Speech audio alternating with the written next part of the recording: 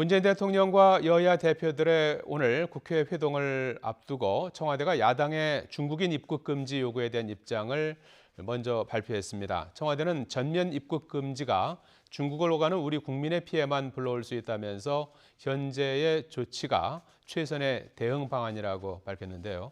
김도원 기자입니다. 잘 통제되는가 싶었던 코로나19가 최근 급속히 확산하면서 야당은 정부 대책을 적극 비판하고 있습니다.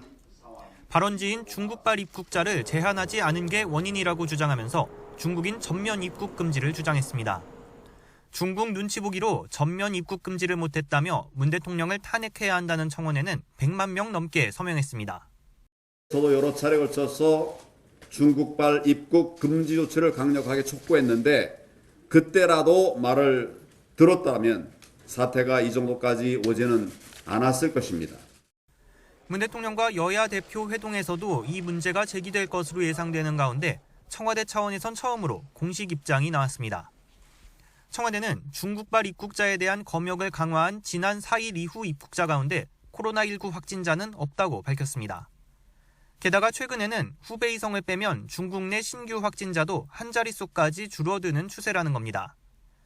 중국인 입국자 역시 하루 1,000명대로 줄어든 반면 중국으로 나가는 우리 국민의 수가 하루 3,000명 수준이어서 전면 입국 금지는 오히려 우리에게 피해를 줄 수 있다는 설명입니다.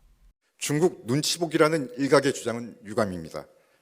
정부는 방역의 실효적 측면과 국민의 이익을 냉정하게 고려했다는 점을 다시 한번 말씀드립니다. 청와대는 국제 전문가들도 전면적 입국 제한의 효과는 제한적으로 본다며 감염병 극복은 봉쇄가 아니라 국제 협력으로 가능하다고 강조했습니다. 문 대통령도 앞서 비슷한 입장을 밝혔습니다. 이웃 나라들이 하루속히 진정되는 것이 중요합니다.